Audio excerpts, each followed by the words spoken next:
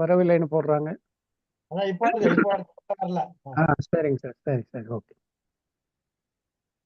அந்த அடிப்படையிலே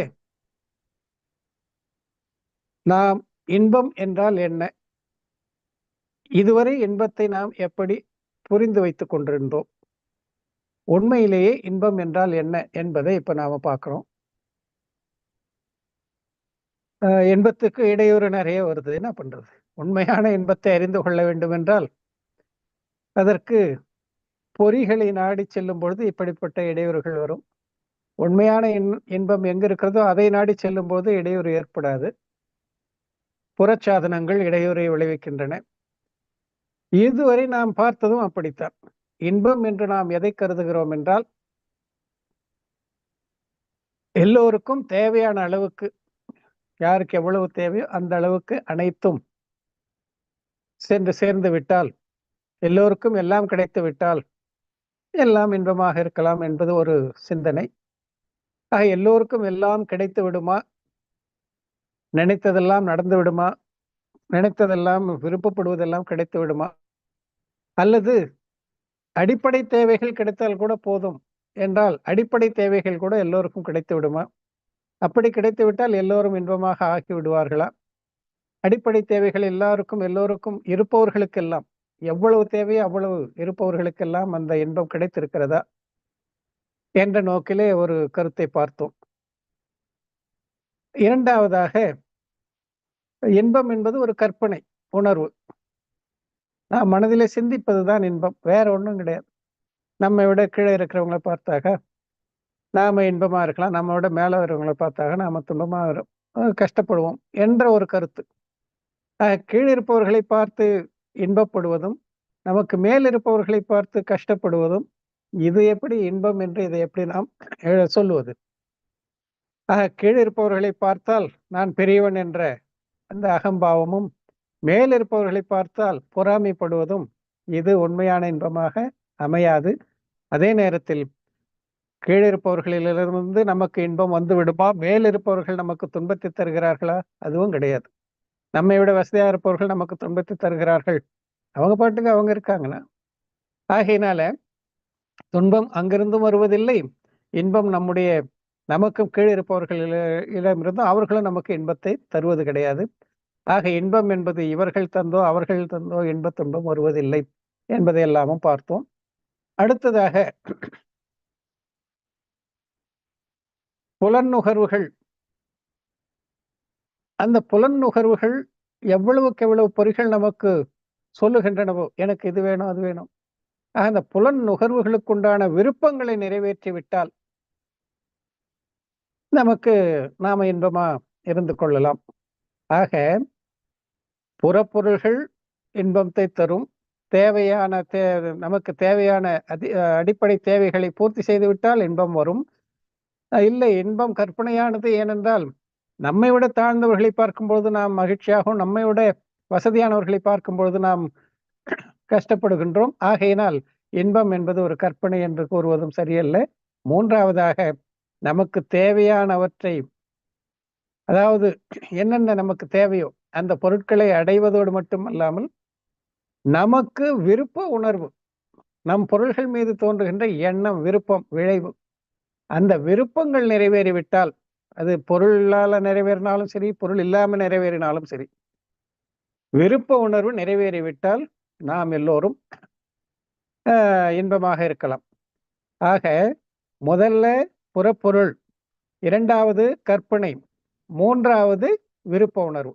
ஆக புறப்பொருள் ஆரம்பிச்சது, கற்பனைக்கு வந்தது, இப்போ விருப்ப உணர்வுல வந்து நிக்கிறோம். அதான் இப்ப நீங்க இந்த சாராம்சம் எழுதும்போது இந்த 3 கருத்து சொன்னா போதும். புறப்பொருள்கள் எல்லாம் அமைந்து விட்டால் இன்பம், இரண்டாவதாக கற்பனை தான் இன்பம், மூன்றாவதாக விருப்ப உணர்வு நிறைவேறிவிட்டால் இன்பம் அடைந்து விடலாம். ஆக இந்த 3 கருத்து பார்த்துட்டோம். ஆக விருப்பம் நிறைவேறுமா? யாருக்காவது எப்பொழுதாவது விருப்பம் நிறைவேறி இருக்கிறதா? ஏனென்றால் விருப்பத்திற்கு எல்லையே கிடையாது. எல்லையற்ற விருப்பங்களை நாம் வைத்துக்கொண்டு, வரம்பற்ற விருப்பங்களை வைத்துக்கொண்டு அதை நிறைவேற்ற வேண்டும் என்றால் அது எப்படி நிறைவேறும்? அதனால அதுவும் காணல் நீர் போன்றதாகும். அனைத்து விருப்பங்களும் பூர்த்தி அடைய போவதுமில்லை, விருப்பங்கள் பூர்த்தி அடையும் என்ற எண்ணத்தால் உயிர் இன்பம் அடைய போவதுமில்லை. இதுவே நிரூபணமான உண்மை அப்படின்னு சொல்லி நேற்றைய, அதாவது இதற்கு முந்தைய வகுப்புல பார்த்தோம். இப்போ அடுத்து இன்றைய தலைப்புக்கு வருவோம். இன்றைய தலைப்புக்கு வருவதற்கு முன்பாக ஒரு அறிவிப்பை இப்பவே சொல்லிடுறேன், நீங்க ரெடியா இருங்க. கடைசியில நாளையிலிருந்து நவராத்திரி ஆகையினால வகுப்பினுடைய நேரத்தை 8 மணிக்கு பதிலாக 9 மணிக்கு ஆரம்பிக்கலாமா, அதுக்கு முன்னையோ அதற்கு அப்புறமோன்றது கொஞ்சம் எல்லாருக்குமே சிரமமா இருக்கும். இரவு 9 மணிக்கு ஆரம்பிக்கலாமா என்ற ஒரு சிலர் கேட்டிருக்காங்க, வகுப்பினுடைய நேரத்தை மாற்ற முடியுமா என்று. 9 மணி என்பது உங்களுக்கும் எனக்கும் பொருந்தும். ஆகையினால 9 மணிக்கு வைத்துக் கொள்ளலாமா என்பதை வினாவாக இப்ப உங்களுக்கு வைக்கிறேன். வைத்துக் கொள்ளலாம் என்று கூறுபவர்கள் கடைசி வகுப்பு முடிந்த பிறகு உங்கள் அபிப்பிராயத்தை தெரிவிக்கலாம். ரொம்ப ஒரு 2 பேர் 3 பேர் தான் அப்படின்னாக்கா நாம மாற்ற வேண்டியிருக்காது.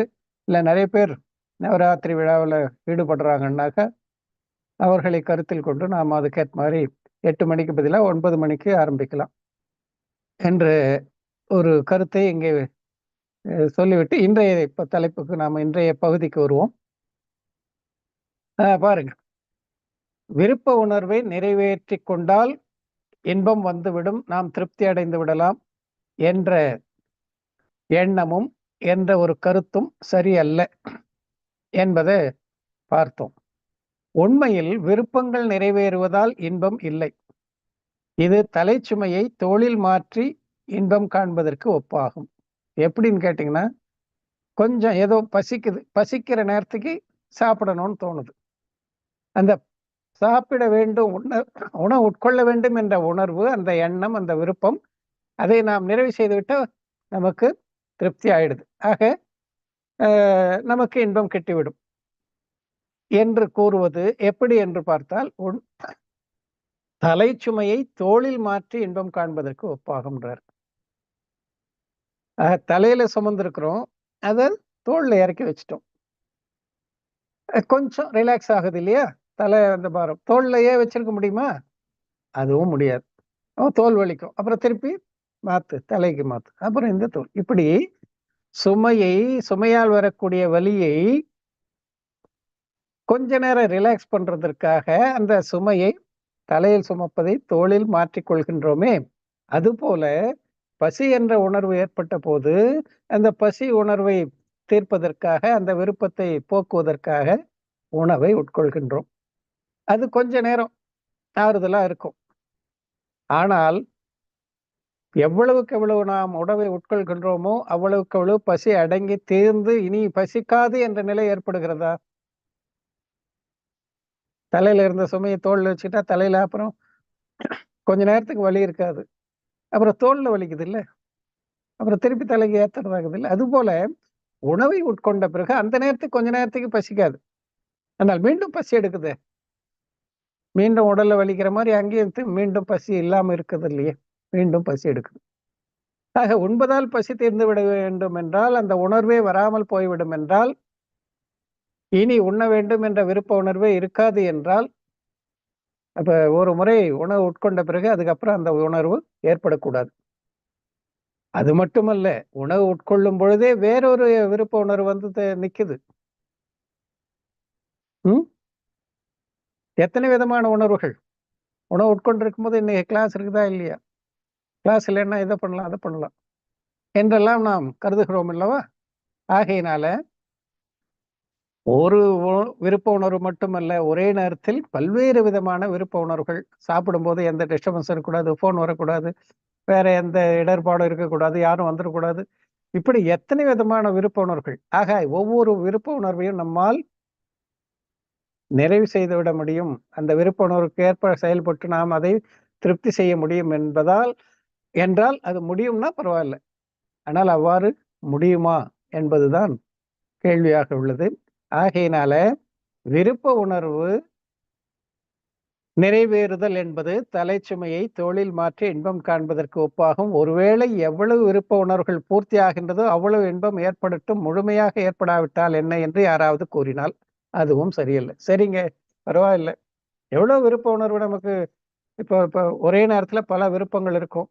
இன்னைக்கு சாப்பிடணும், பசிக்குது, நல்லா சாப்பிடணும், சுவையா சாப்பிடணும் அப்படின்ற ஒரு விருப்பம் உணர்வு. சரின்னு போய் உட்காடுறோம். சாப்பாடு சுவையா இருக்கணும்னு எதிர்பார்க்கிறோம். ஆனா சமைக்கிறவங்களால முடியல, ஏதோ ஒண்ணு குறைஞ்சு போச்சு.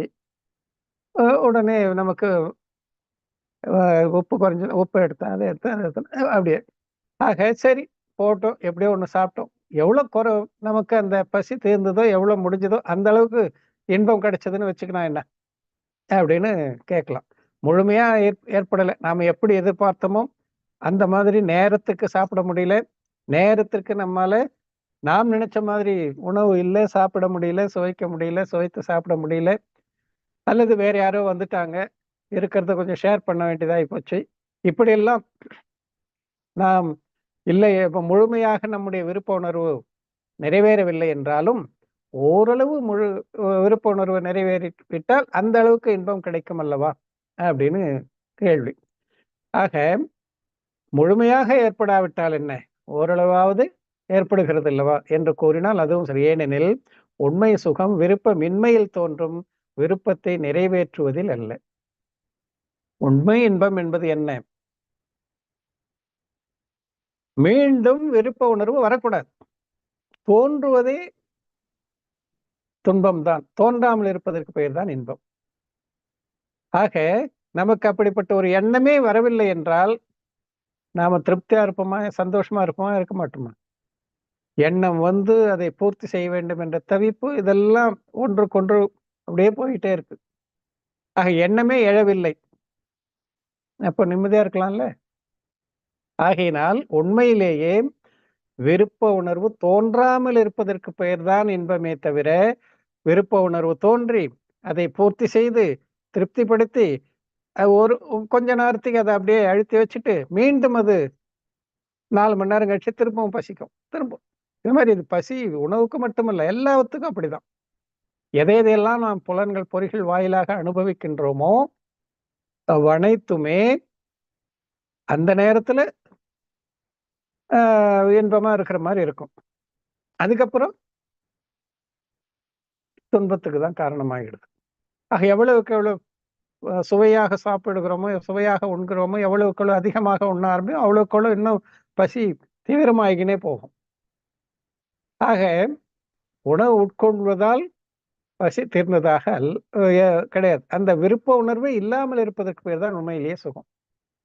அதுதான் இங்க சொல்றார். விருப்ப உணர்வு தோன்றாமல் இருப்பது, உற்பத்தியாகாமல் இருப்பதற்கு பெயர் தான் அது உண்மையிலேயே இன்பமாக கருதப்படும், விருப்பத்தை நிறைவேற்றுவதில் அல்ல. முள் செடியெல்லாம் முளைக்க விட்டுட்டு அதுக்கப்புறம் போய் அதை கட் பண்ணி விட்டாலும் திருப்பி திருப்பி துளுத்துக்கிட்டு தான் இருக்க போகுது.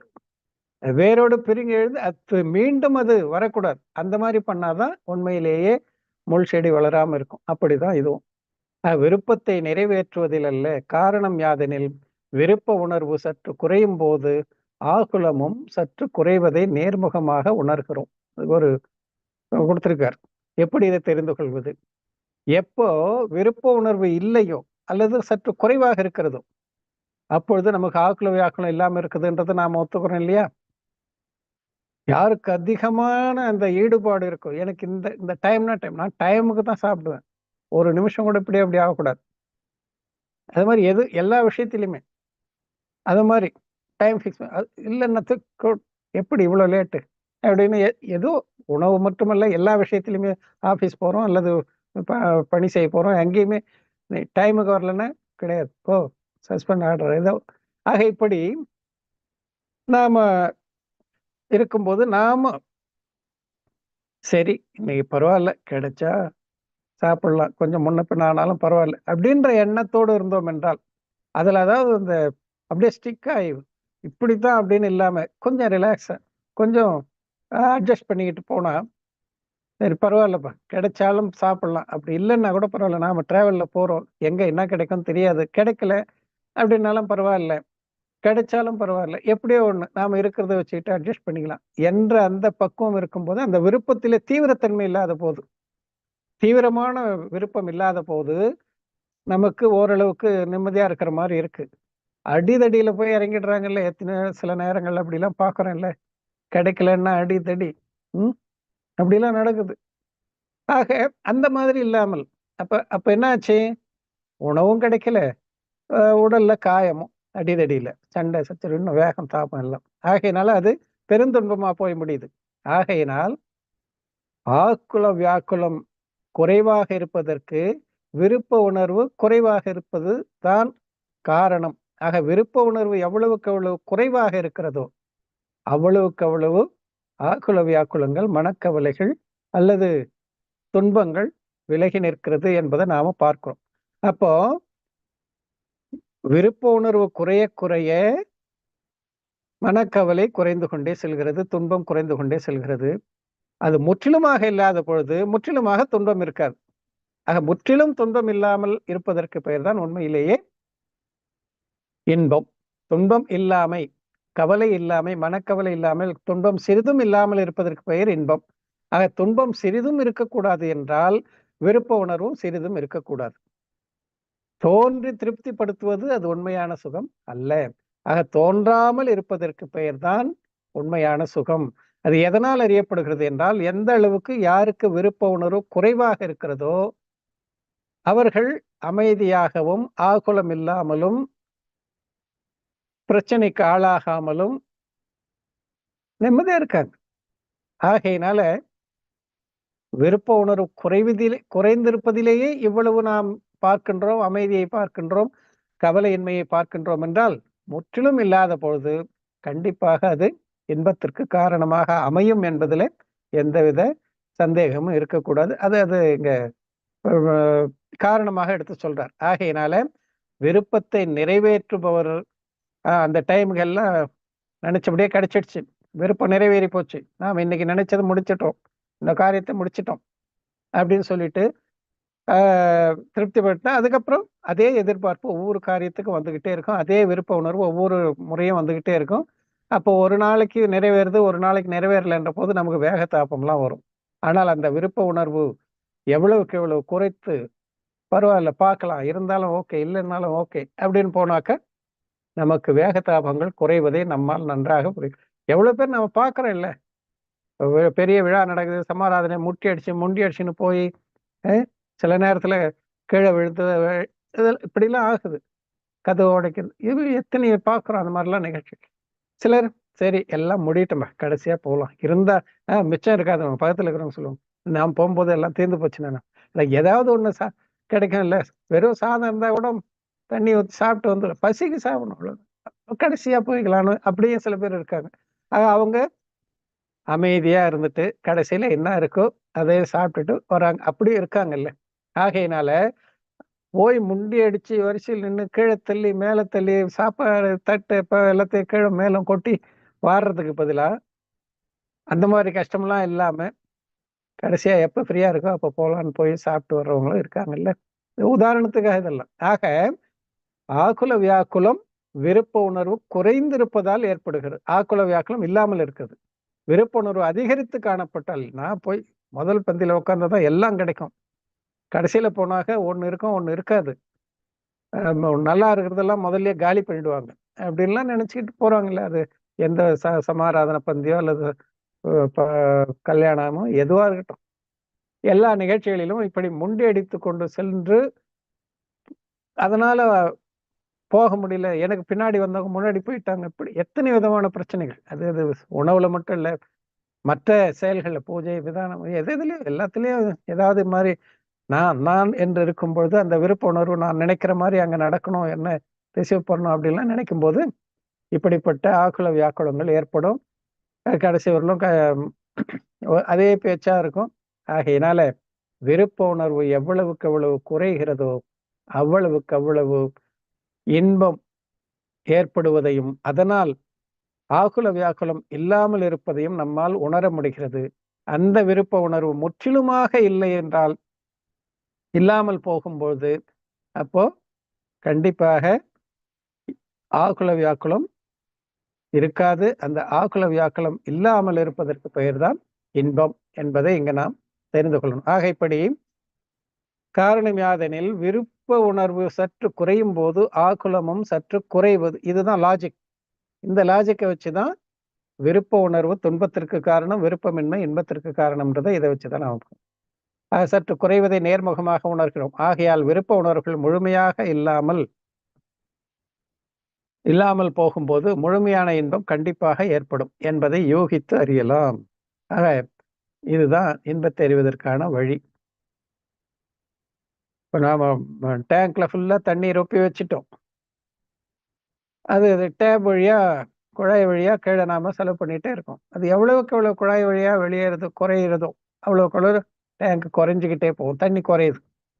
ஆக நாம நினைக்கிறோம். ஆக சில மணி நேரங்கள் கழித்து அல்லது அவங்கவுங்க டேங்க்கு ஏற்ற மாதிரி என்ன ஆகும், தண்ணி நிறைய செலவாக இருந்தால் காலி ஆகிடும்ன்றது நமக்கு தெரியுது இல்லை. ஏனென்றால் இங்கே நாம் அதை குறைக்க குறைக்க டேங்கினுடைய நீர்மட்டமும் குறைந்து கொண்டே செல்கிறது. முற்றிலுமாக அதை செலவழித்த பிறகு டேங்க் காலி ஆயிடுது. அதே போலதான் இங்கே விருப்ப உணர்வு குறைய குறைய எவ்வளவுக்கு எவ்வளவு குறைத்துக் கொள்கிறோமோ அவ்வளவுக்கு அவ்வளவு கவலையும் குறைந்து கொண்டே செல்கிறது. ஆக கவலையும் குறைந்து கொண்டே செல்ல செல்ல விருப்ப உணர்வு முற்றிலுமாக டேங்க்ல இருக்கிற தண்ணி எல்லாம் முற்றிலுமாக செலவு செய்து குழாய் மூலமா வெளியேற்றிய பிறகு டேங்க் காலியா இருப்பாரு. இங்கே விருப்ப உணர்வு முற்றிலுமாக குறைத்து கொண்டே சென்று ஒரு கட்டத்தில் இல்லாமல் போகும் பொழுது அங்கே கவலை என்பது இல்லாமல் போகும். கவலை முற்றிலுமாக காலியாகி அங்கே இன்பம் நிறைந்திருக்கும் என்பதுதான் இந்த லாஜிக். ஆக அதை வைத்து நாம் புரிந்து கொள்ளணும் என்பதை யூகித்து அறியலாம். இந்த மாதிரி நீங்க நிறைய உதாரணம் நீங்களே யோசிக்கலாம். எவ்வளவு விருப்பம் நிறைவடைந்தால் அது முடிவுக்கு வந்து விடுகிறது. எனவே அதை இன்பம் என்று கூறலாம் என்பது சரியல்ல. விருப்பம் நிறைவடைஞ்சு போனா நமக்கு இன்பம் வந்துடும் அப்படின்னு சொல்றது சரியல்ல. ஏனென்றால் விருப்ப உணர்வுகள் இல்லாமை என்பதற்கு பொருள் விருப்ப உணர்வுகள் நிறைவேறுதல் என்பது அல்ல. மாறாக விருப்ப உணர்வுகள் தோன்றாமையே ஆகும். விருப்ப உணர்வு இல்லாமை அப்படின்னா அதுக்கு என்ன பொருள்? விருப்ப உணர்வுகள் தோன்றாமை. விருப்ப உணர்வுகள் நிறைவேறுது என்பது கிடையாது. ஆக விருப்ப உணர்வுகளை தோன்ற விட்டு கொண்டு அதை திருப்திப்படுத்தி அதை நிறைவேற்றி கொண்டே இருந்தா எப்போ முடியுது? எப்போ அது நிறைவேறும்? எப்போ அந்த விருப்ப உணர்வு ஒண்ணு நிறைவேறினா இன்னொன்னு இப்படிதான் போயிட்டே இருக்கு. ஆக விருப்ப உணர்வு தோன்றாமை அதற்கு பெயர்தான் இன்பமே ஒழிய விருப்ப உணர்வுகளை நிறைவேற்றுவது என்பது கிடையாது. ஆக விருப்ப உணர்வுகள் தோன்றாமை இல்லாமை அதற்கு பொருள் இன்பம். விருப்ப உணர்வுகள் நிறைவேறுதல் என்பதற்கு பொருள் இன்பம் அல்ல என்பதை நாம தெரிந்து கொள்ளணும். ஆக நம்ம தோட்டத்துல நம்ம வீட்டுக்குள்ள முள் செடி முளைக்காம இருக்கணும். முளைக்க வெட்டி வெட்டி வச்சுக்கிட்டு இருக்கிறதுக்கு பேரு அது வீட்டு பதம் பார்த்துரும், வீட்டை போக்கடிச்சிடும். ஆகையினால முள் செடியை முளைக்க கூடாது. அதுதானே அங்க நினைப்போம். முளைக்க அதை வெட்டிக்கிட்டே இருக்கிறதுக்கு விரும்புவார்கள். நாம் இங்க மேல வெட்டிகிட்டே இருப்போம், கீழே வேர் படர்ந்துக்கிட்டே போய் வீடு முழுக்க பரவி வீட்டையே பதம் பார்த்துரும். ஆகையால நம்முடைய எண்ணம் என்னவா இருக்கும்? இது முளைக்கவே கூடாது. முள் செடி வீட்டுல செவுத்துல வீட்டுக்குள்ள முளைக்கவே கூடாது. ஆகையினால அதுக்கு என்ன வழியோ அதை வேரோடு எடுக்கணும். அதுதான் வழி. அது போலதான் ஆன்மா என்ற தோட்டத்துல முள் செடி முளைக்குது. விருப்பு உணர்வுகள் போன்ற விகார உணர்வுகள் அதை வேரோடு பிடிங்க எரிஞ்சாதான் இன்பமா இருக்க முடியுமே தவிர வர வர அதை திருப்திப்படுத்திக்கிட்டோ அதுக்கு தண்ணி ஊத்திக்கிட்டோ அல்லது அதை சரி வந்தது அதை அழுத்திடுவோம், இப்போதைக்கு அதை திருப்திப்படுத்திடும், அது என்ன கேக்குதோ அதை கொடுத்துரும் அப்படின்னு கொடுத்துக்கிட்டே இருந்தோம்னா அது அப்போ அமைதியாகிற மாதிரி ஆகும், திருப்பின்னு துளுக்கும். ஆக இப்படித்தான் விருப்ப உணர்வு தோன்றாமல் இருப்பது அதற்கு பெயர் இன்பம். முற்றிலுமாக இல்லாமல் இருந்தால் முழுமையான இன்பம். அதை தோன்ற வைத்து அதற்கு தீனி போடுவது ஒருபோதும் இன்பமாக அமையாது என்பதை இங்க சொன்னார். அடுத்து போலாம். போக பொருளால் பெறப்படுகின்ற சுகம் உண்மை சுகம் அல்ல.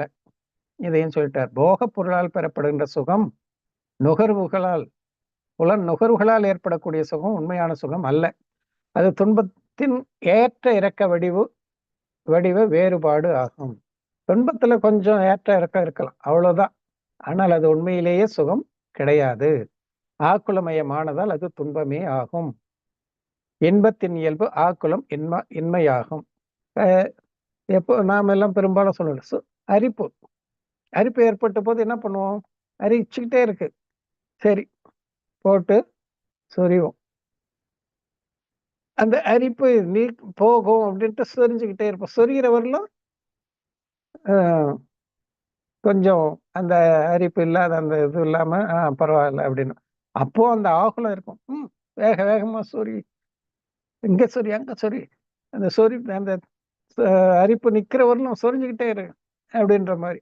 அந்த சொரிந்து கொண்டே இருக்கக்கூடிய நேரத்திலும் ஆகுலம் இருந்துகிட்டு தான் இருக்கு, ஆகுலம் இல்லாம இல்லை. அது கொஞ்சம் இப்ப முதுகுல சொரியுதுன்னா வேற யாருன்னா விட்டு சொறி அப்படிலாம் பண்ணுவாங்க இல்லையா? அப்போ அவங்க சரியான இடத்துல உடனே இங்க இங்க அங்க இங்க இன்னும் கொஞ்சம் மேல இன்னும் கொஞ்சம் இப்படி எல்லாம் சொல்லி சொல்லி அந்த அரிப்பை போக்குவதற்கு எவ்வளவு வேகப்படுறோம். அது சொல்லிக்கிட்டே இருக்கும்போது கூட இன்னும் இன்னும் கொஞ்சம் அழுத்தி சரி இப்படி எல்லாம் அது அது முழுமையா அது பண்ணும். சரி எல்லாம் ஆச்சு, முடிஞ்சது. அதுக்கப்புறம் அரிப்பு போச்சு, எரிச்சல் வந்தாச்சு, எரிய ஆரம்பிச்சிடுது. சில நேரத்துல கீரல் விழுந்து ரத்தம் கூட வந்தாலும் வந்துடும். அப்படி எல்லாம் ஆகி போகுது இல்லைங்களா? ஆகையினால் அந்த நேரத்தில் கொஞ்சம் அரிப்பு குறைந்திருப்பதாக காணப்பட்டாலும் அதை நிறுத்திய பிறகு அது மேலும் அதிகரிக்கிறது. ஆக இப்படி இந்த புலன் நுகர்வுகளும் அப்படித்தான். இந்த அரிப்பு மாதிரிதான். பசி வயத்துல கவாங்கவானுது, கொஞ்சம் போடு உள்ள தள்ளு, அப்போ ஏதோ கொஞ்சம் கம்மியாகிற மாதிரி இருக்கும். அதுக்கப்புறம் திரும்பவும் இப்படிதான் தாகமாகட்டும், எந்த நுகர்வு பொருளாக இருந்தாலும் சரி, நறுமணமாகட்டும், நல்ல காட்சியாகட்டும், இனிமையான இசையாகட்டும், எதுவாகட்டும், எல்லாமே அப்படித்தான். இதுல ஏற்ற இறக்கம் இருக்கும். அந்த நேரத்துல இன்பமா இருக்கும். நல்லா காட்சி பார்த்துக்கிட்டே இருப்போம். ஏதாவது ஒரு காட்சி, நாடகம், எதையோ ஒண்ணு பார்த்துக்கிட்டு இருக்கோம். சினிமா பாடு இதான் பஞ்ச கல்யாணத்துல எல்லாம் பண்றேன், அதெல்லாம் பார்த்துக்கிட்டே இருக்கோம். திடீர்னு கரண்ட் ஆஃப் ஆயிடுச்சுன்னா உடனே ஆக்குலம் வியாக்குலம் வந்துடுது. ஐயோ என்ன ஆச்சு, முடியுது தெரியலையே அப்படி. இப்படி எல்லாம் இருக்குது இல்லையா? அது மாதிரி இசையை கேட்கும் போதும் நல்லா கேட்டுட்டே இருப்போம், இடையூறு வந்துடும். ஆக இடையூறு வந்தாலும் வராவிட்டாலும் சரி, முழுமையா கேட்டு முடிச்சிட்டோம், அதுக்கப்புறம் திருப்தி ஆயிடுமா? இல்ல. கொஞ்ச நாள் கழிச்சு திரும்பவும் அதே மாதிரி அந்த மாதிரி எண்ணங்கள் வந்துகிட்டே இருக்கும். ஆக இப்படி போகப் பொருட்கள் எதுவாக இருந்தாலும், நுகர்வு பொருட்கள் எதுவாக இருந்தாலும் அதிலே ஏற்ற இறக்கம், வேறுபாடு எல்லாம் இருக்கும். கொஞ்ச நேரம் இறங்கி இருக்கிறதை பார்த்து நாம் இன்பமாக இருக்கிறோம் என்று நாம் கருதி கொள்கிறோம். உண்மையிலேயே பசி எடுத்து சாப்பிட்டு திருப்திப்படுத்துறது நல்லதா, பசியே இல்லாம போறது நல்லதா? அது மாதிரிதான் ஒவ்வொன்றும். பசியே இல்லை என்றால் பிரச்சனையே இல்லை பாருங்க. பசிக்கிறதால தானே சாப்பிடணும், அதுக்கு சமைக்கிறதுக்காக சமைக்கணும், எல்லாம் அதுக்கு உண்டான திங்ஸ் எல்லாம் தேடணும் எல்லாம். உண்மையிலேயே பசி இல்லாத வியாதியை சொல்ல நானு. அந்த மாதிரி யாருன்னா நினைச்சுக்க போறீங்க?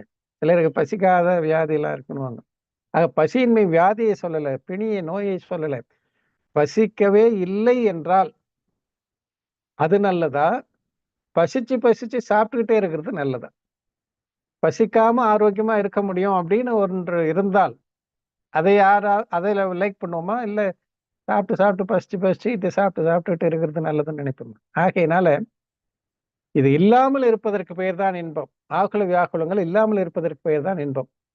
ஆக புலன் நுகர்விலே அது கிடையாது. அங்கே ஏற்ற இறக்கத்தோடு கூடிய துன்பங்கள் தான் இருக்கின்றன. அதனால் அதிலே ஆக்குலமயம். அதாவது நன்றாக ஒன்று கொண்டு இருக்கும் பொழுது, உறங்கி கொண்டிருக்கும் பொழுது கூட இது நிலைச்சிருக்குமா? அப்படிப்பட்ட ஒரு ஆக்குலம். ஆகையினால கவலை இல்லாத நேரமே கிடையாது. உண்ணும் பொழுதும் கவலை, உறங்கும் பொழுதும் கவலை, வேலை செய்யும் பொழுதும் கவலை, எப்போது எந்த நேரமும் கவலை. பணம் சேர்த்து வச்சிருந்தா கூட இது பாதுகாப்பா இருக்குமா கடைசி வரலும்? நம்மகிட்ட இருந்து யாரும் பிடிங்கின்னு போகாம இருப்பாங்களா? உறவுகளோ அல்லது வேறு இப்படி எல்லாம் பல்வேறு விதமான ஆக்குலங்கள் இருக்கதான் செய்யுது. இன்பத்தின் இயல்பு ஆக்குலமின்மையாகும். அதுல கலக்கம், ஆக்குலம், சிந்தனை, மனம் எதுவும் கிடையாது. புலனின்பத்தில் ஆக்குலமின்மை இருப்பதில்லை. பொறிகள் வாயிலாக நுகரப்படுவது புலனின்பமே ஆகும். அது துன்பத்தின் ஒரு பிரிவே ஆகும். அது பெயரளவிற்கே இன்பமாகும். புலன் கடந்த இன்பம் பொறிகளுக்கு அப்பாற்பட்டது என்பதால் அதை பொறிகளால் நுகர முடியாது. ஆன்மா புலன் கடந்தது, எனவே அதை பொறிகளால் பெற முடியாது. அதுபோல புலன் கடந்த இன்பம் ஆன்மா மயமானதால் பொறிகளால் அதை பெற முடியாது சொல்றார். பொறிகள் வாயிலாக நுகரப்படுவது புலனின்பமே ஆகும் என்பதால் அதை பொறிகளால் நுகர முடியாது. புலன் இன்பம் என்பது வேறு, உண்மையான இன்பம் என்பது வேறு. அதுதான் இங்க சொல்ல வர்றார். புலன் இன்பம் பொறிகள் வாயிலாக பெறப்படுகிறது. பசிச்சா சாப்பிடுறது, தூங்குறது, டயர்டா இருந்தா தூங்குறது, அதெல்லாம். ஆன்மா புலன் கடந்தது. புலன் கடந்த இன்பமும் ஆன்மாவை சார்ந்ததாகும். ஏனென்றால் உண்மையான இன்பம் என்பது புலன் சார்ந்தது அல்ல, புலன் கடந்தது. புலன்களுக்கு அப்பாற்பட்டதுதான் உண்மையான இன்பம். ஏனென்றால் புலன்களால் பெறப்படுகின்ற இன்பம் புலன்களை திருப்திப்படுத்துவது கிடையாது. அதே நேரத்தில் புலன்கள் எப்பொழுதும் ஒரே மாதிரி இருக்கிறதும் கிடையாது. வாலிப பருவத்தில் நல்லா சாப்பிட்றோம், வயதான காலத்துல உணர்வுகள் சாப்பிடணும்ன்ற ஆசையெல்லாம் இருக்கும். ஆனா எதையும் இது சாப்பிடக்கூடாது, அதை சாப்பிடக்கூடாதுன்னு டாக்டரே சொல்லிடுறாரு. அப்ப எல்லா வசதியும் இருக்கும். சிறு வயதுல வசதி இல்லாம வாழ்ந்திருப்போம். எதை சாப்பிட்டாலும் செரிமானம் ஆயிடும். அப்படிப்பட்ட ஒரு நல்ல உடல் வலிமை எல்லாமே இருந்தது. எவ்வளவு ஒன்னாலும் ஸ்வீட் சாப்பிடலாம், எவ்வளவு ஒன்னாலும் நினைச்சது எது ஒன்னாலும் சாப்பிட்டாலும் ஜீரணிக்கும், அப்படி இருந்தது. அப்ப கிடைக்கல, வறுமை. வயசாகி நல்லா எல்லா வசதி எல்லாம் சம்பாரிச்சு உழைச்சு சம்பாரிச்சு எல்லாம் பண்ணிட்டோம். அப்ப எல்லாம் இருக்கு, எதை ஒன்னாலும் சாப்பிடலாம், எதை ஒன்னாலும் வாங்க முடியும், எப்படி ஒன்னாலும் இருக்கலாம். ஆனால் எதையுமே சாப்பிடக்கூடாது. இது கஞ்சி கூழ் தான் குடிக்கணும், நீ கோதுமை ரொட்டி தான் சாப்பிடணும், வேற எதுவும் சாப்பிடக்கூடாது, உனக்கு சுகரு, அது ப்ரெஷர், பிபி, எண்ணெய், எல்லாத்தையும் தள்ளு. ஆகமன் சொன்னா தள்ளுறது இல்லை, டாக்டர் சொன்னா தள்ளிடுறோம் இல்லை. ஆகையினால இந்த பொறிகளால் பெறப்படுகின்ற இன்பம் உண்மையான இன்பம் கிடையாது. இன்பம் என்பது உண்மையிலேயே பொறிகளுக்கு அப்பாற்பட்டதுதான். அதுல இந்த ஏற்ற இறக்கம்லாம் கிடையாது. அதை நாம் அறிந்து புரிந்து கொண்டோம் என்றால் அந்த இன்பம் நிலையாக இருக்கும். ஏன்னா அதற்கு எப்போதும் அழிவும் கிடையாது. ஆகையினால் அந்த இன்பம் எங்க இருக்கும்? பொறிகள்ல இருக்குமா என்றால் பொறிகள்ல கிடையாது. வயிற்றுல, வாயில, கண்ணுல, மூக்குல எல்லாம் இருக்கான்னா கிடையாது. இதுல இருக்கக்கூடியதெல்லாம் நிலையானது அல்ல. அப்பப்போ போகும், ஏற்றம் இருக்கும். ஆகையினால் இன்பம் என்பது எங்க இருக்குன்னா பொறிகளுக்கு அப்பாற்பட்ட ஒரு பொருள்ல தான் இருக்கும். பொறிகளுக்கு அப்பாற்பட்ட பொருள் அப்படின்னாக்கா அருவப்பொருள். அருவப்பொருள்னா எதுவாக இருக்கும்? உட்கலந்தவரை எல்லாமே அருவப்பொருள் தான். ஆனால் எல்லா அருவப்பொருளிலுமே இன்பம் இருக்குதான்னா கிடையாது. அப்ப எதுல இருக்கும்? ஆன்மாவில தான் இருக்கும். ஆகையினால்தான் இங்க சொல்றாரு, புலன் கடந்த இன்பம் பொறிகளுக்கு அப்பாற்பட்டது என்பதால் அதை பொறிகளால் நுகர முடியாது. சரி, அந்த இன்பத்தை எனக்கு ஒரு தடவை சொல்லிடுங்க, நாங்க ஜமாச்சிடறோம் அப்படின்னா, அப்படிலாம் சொல்லியோ அல்லது கண்ணாலேயோ மூக்காலேயோ வாயாலேயோ சுவைத்தோ நுகர்ந்தோ கேட்டோ அறியக்கூடிய பொருள் அல்ல அது. அது பொறிகளுக்கு அப்பாற்பட்டது. ஆன்மா புலன் கடந்தது, எனவே அதை பொறிகளால் பெற முடியாது. அப்போ இன்பம் என்பது எங்க இருக்கு? ஆன்மாவில் இருக்கு. ஆன்மா எப்படிப்பட்டது? பொறிகளுக்கு அப்பாற்பட்டது. பொறிகளால கண்ணால பார்க்க முடியாது, வாயால சுவைக்க முடியாது, மூக்கால நுகர முடியாது, காதால கேட்க, எதுவும் அப்படிதான். அப்படிப்பட்டது ஆன்மா. அதுபோல புலன் கடந்த இன்பம் ஆன்மமயமானதால் பொறிகளால் அதை பெற முடியாது. இன்பமும் புலன் கடந்தது, ஆன்மாவும் புலன் கடந்தது, பொறிகளுக்கு அப்பாற்பட்டது. ஆகையினால் இந்த இன்பத்தையும் இந்த உயிரையும், இன்பம் இருக்கக்கூடிய உயிரையும் நாம் பொறிகளை வைத்து அதன் மூலமாக அதை அறிந்து அந்த இன்பத்தை நாம் பெற முடியுமா என்றால் அது முடியாதுன்னு சொல்லிட்டார். அடுத்து பாருங்க, எப்பொருள் எங்கு உள்ளதோ அப்பொருளை அங்குதான் பெற முடியும். இருக்கிற இடத்தை விட்டுட்டு இல்லாத இடத்துல போய் தேடினா எங்கிருந்து கிடைக்கும்? இன்பம் என்பது ஒரு உணர்வா ஜடமா? அதை முதல்ல புரிஞ்சுக்கணும். இன்பம் என்பது உணர்வு வடிவமானதா, ஜட பொருள் வடிவமானதா? இன்பம் என்பது உணர்வு வடிவமானது என்றால் அந்த உணர்வு எந்த பொருள்ல இருக்கும்? 6 பொருள் நமக்கு தெரிஞ்சது. 6ல தர்மத்தை கூட விட்டுடுங்க. ஆகாயம், காலம், புத்கலம், உயிர். ஆக 4ல 2 போனா 6ல 2 போனா 4. 4லும் புத்கலத்துல உணர்வு இருக்கா? காலத்துல உணர்வு இருக்கா? ஆகாயத்துக்கு உணர்வு இருக்கா? கிடையாது. ஆக உணர்வு இருக்கக்கூடிய ஒரே ஒரு பொருள் உயிர். ஆக அந்த உயிர் பொருளில் தான் உணர்வு இருக்கிறது. இன்பம் என்பது உணர்வு மயமானதை தவிர ஜட பொருள் மயமானதோ உயிரற்ற பொருளிலோ அந்த உணர்வு என்பது கிடையாது. இன்பமும் அங்கே கிடையாது. ஆக உயிர் பொருள் என்பதுதான் உணர்வு மயமானது. இன்பம் என்பது உணர்வு மயமானது.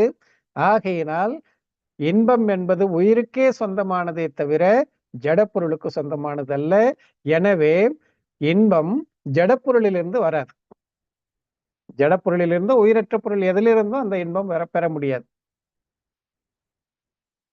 அப்படி இருக்கும் பொழுது நாம ஜடப்பொருளிலே இன்பத்தை தேடுகின்றோமே, அது எப்படி கிடைக்கும்? எப்பொருள் எங்கு உள்ளதோ அப்பொருளை அங்குதான் பெற முடியும். இன்பம் என்பது உணர்வு பூர்வகமானது. அந்த இன்பத்தை நாம் பெற வேண்டுமென்றால் உணர்வு உடைய ஆன்மாவை அறிதல் வேண்டும். நீங்க எவ்வளவுதான் சுவையா வைங்க, எவ்வளவுதான் அழகழகான காட்சிகளை வைங்க, நவராத்திரி கொலுசு நாமளும் பண்றோம், என்ன எதை பார்த்து பண்றோம்னு தெரியல, அது எப்படியோ கிடட்டும்.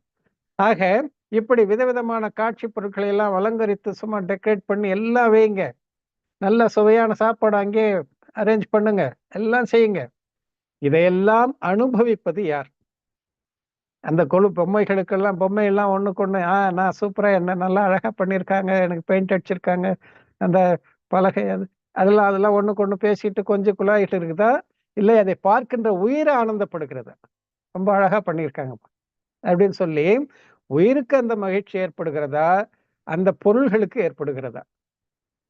வண்ணம் தீட்டப்பட்ட அந்த வண்ணத்துக்கு மகிழ்ச்சி ஏற்படுகிறதா, அந்த வண்ணத்தை பார்க்கின்ற என்றால் அறிகின்ற, பார்க்கறதுனாக பணம் கூட பார்த்துக்கிட்டு இருக்கும், கண்ணை அப்படி திறந்து வச்சுட்டா பணத்துக்கு கூட கண்ணு இருக்கு பார்க்கும். ஆனா அதுக்கு தெரியுமா அதனுடைய இதையெல்லாம் உணர முடியுமா? அதனால அதனுடைய அழகை ரசிக்க முடியுமா?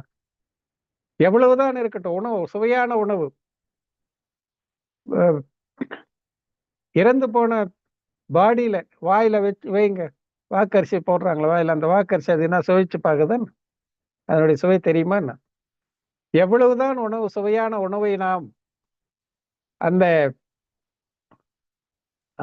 உணர்வில்லாத ஒரு ஜடத்திலே விடும் பொழுது அதற்கு எப்படி அதனுடைய சுவை தெரிவதில்லையோ, அது அந்த சுவையை உணர்வது எது? உயிர். ஆக உயிர்தான் அனைத்தையும் உணர்கிறது, இன்பத்தையும் அதுதான் கொள்கிறது. அல்லது அதற்கு மாறாக இருந்தால் துன்பப்படுவதும் அதுதான். நாம் ஒரு கலர் சொல்லியிருப்போம், பெயிண்டர் வேற ஒரு கலரை அடிச்சுட்டு இருப்போம், நமக்கு அந்த கலரே பிடிக்காம இருக்கும். செவுத்துக்கு என்ன ஆகுது, வீட்டுக்கு என்ன ஆகுது? வீட்டு செவுத்துக்கு எந்த கலர் அடிச்சாலும் அது மட்டும் கம்முன்னு தான் இருக்கு போகுது. அது ஏன் எனக்கு இந்த மாதிரி கலர் அடிச்சு எனக்கு கேட்க போகுது? ஒண்ணும் கிடையாது. நமக்கு பிடிக்காத ஒரு கலர், கருப்பு கலர் அடிச்சுட்டா ஐயோ கருப்பு கலர். ஆக அந்த கலர்ல இருந்து இன்பமோ துன்பமோ வரல. கலர் நமக்கு எந்த இன்ப துன்பத்தையும் கொடுக்கவில்லை. நம்முடைய உணர்வு தான் இன்ப துன்பத்திற்கு காரணமாக அமைகிறது. நமக்கு கருப்பு பிடிக்கல, சிலருக்கு அதுதான் பிடிச்சிருக்குது. கருப்பு தான் எனக்கு பிடிச்ச கலர் அப்படின்னு சொல்றவங்க இருக்காங்க. ஆக யாருக்கு எது பிடிக்கும், யாருக்கு எது எது நமக்கு எது பிடிக்கவில்லையோ அது எல்லாருக்குமே பிடிக்காதுன்னு சொல்ல முடியாது. நமக்கு எது பிடிச்சிருக்குதோ அது எல்லாருக்கும் பிடிச்சிருக்குன்னு சொல்ல முடியாது. இதெல்லாம் அந்தந்த உயிரில் ஏற்படக்கூடிய உணர்வுகளுக்கு ஏற்ப அமைகிறது. அந்த பொருளிலிருந்து வருவது கிடையாது. அததான் இப்ப நாம புரிந்து கொள்ளணும். கருப்பு நிறத்திலிருந்து இன்ப துன்பம் வருகிறது என்றால் கருப்பு நிறம் யாருக்குமே பிடிக்க கூடாது. நமக்கே கருப்பு நிறம் சிலதுக்கு பிடிக்கும், சிலதுக்கு பிடிக்காது. இப்படி இருக்குல்ல. நாமும் ஒரே ஒரு ஆள், நமக்கு கருப்பும் பிடிக்கும், வெள்ளையும் பிடிக்கும், சிவப்பும் பிடிக்கும், எல்லா கலரும் பிடிக்கும். எப்படி? தலைமுடி கருப்பா இருக்கணும், வெள்ளையா இருந்தா பிடிக்குமா? இல்ல வேற கலர்ல இருந்தா பிடிக்குதா? நமக்கே பாருங்க, ஒரு ஒரு பொருள் கருப்பா இருக்கணும், கருப்பா இருந்தா பிடிக்கும். இன்னொரு பொருள் முகம் சிவப்பா இருந்தா பிடிக்கும், உடம்பு தசை. அதே நேரத்துல பல்லு வெள்ளையா இருக்கணும், பல்லு கருப்பா இருந்தா பிடிக்குமா? பல்லு வெள்ளையா இருக்கணும், முடி கருப்பா இருக்கணும், உடம்பு சிவப்பா இருக்கணும். ஆக அந்த நிறத்திலிருந்து நமக்கு இன்பம் வருகிறதா, அந்த காட்சியிலிருந்து, தோற்றத்திலிருந்து, உருவத்திலிருந்து இன்பம் வருகிறதா, அது நமக்கு இன்பத்தை கொடுக்கிறதா, அல்லது நாம் கற்பனை செய்து வைத்துக் கொண்டிருக்கின்ற அந்த கற்பனைகள் அதுதான் நமக்கு இன்பத்தை ஆக கற்பனைகள் என்பது அந்த உணர்வுகள் இதோட நாம லிங்க் பண்ணி வச்சுட்டோம். நம்ம நாட்டுல இப்படி இருந்தா அழகுன்னு நாம முடிவு பண்ணிட்டோம். சில வெளிநாடுகள்ல கலர் கலரா பண்ணிக்கிறாங்க முடிய. நம்ம நாட்டிலயும் இப்ப அந்த பழக்கம்லாம் கொஞ்சம் கொஞ்சமா வருது, அது வேற விஷயம். ஆக இடத்துக்கு ஏத்த மாதிரி, ஃபங்க்ஷனுக்கு ஏத்த மாதிரி எல்லாம் முடியினுடைய கலரை மாத்திக்கிறாங்க. எப்படி எல்லாம் வருது, அதெல்லாம் நம்ம அதிகம் போக வேணும். ஆக சொல்ல வருகின்ற கருத்து என்னவெனில், பொருள்களிலிருந்து இன்பம் வருவது கிடையாது. பொருள்கள் எதுவும் இன்பத்தை ஊட்டி விடுவது கிடையாது. இன்ப உணர்வோ அல்லது துன்ப உணர்வோ இரண்டுமே ஜட பொருளில் இல்லை, ஆன்ம பொருளில் தான் இருக்கிறது. ஜட பொருளிலிருந்தும் ஆன்ம பொருளுக்கு வருவது கிடையாது. ஆன்மாவினுடைய உணர்வு தான் இன்பமாகவோ துன்பமாகவோ இருக்கிறது. அததான் நாம் ஆக அந்த இன்பம் என்பது ஆன்மா உணர்வு பூர்வமாகிறது என்பதால் அது ஆன்மாவுக்கே சொந்தமானது. அதை ஆன்மாவில் தேட வேண்டுமே தவிர ஜட பொருளில் அல்ல. எப்பொருள் எங்கு உள்ளதோ அப்பொருளை அங்குதான் பெற முடியும். எப்பொருள் எங்கு இல்லையவே இல்லையோ, அதாவது அதன் இருப்பு, அதாவது சத்தா இம்மி அளவும் வாய்ப்பே இல்லையோ, இருப்புக்கு இம்மி அளவும் எந்த இடத்திலே வாய்ப்பில்லை. ஜட பொருள் முதலானவற்றில் இம்மி அளவும் கிடையாது. அதை அங்கு எங்கனம் பெற முடியும். ஒருத்தர் ரொம்ப சோகமா இருக்காரு, கஷ்டத்துல இருக்காரு. அவர் சின்ன வயசுல ஏதோ நல்ல பொம்மையெல்லாம் வச்சு குழந்தையா இருக்கும்போது விளையாடி இருப்பார்.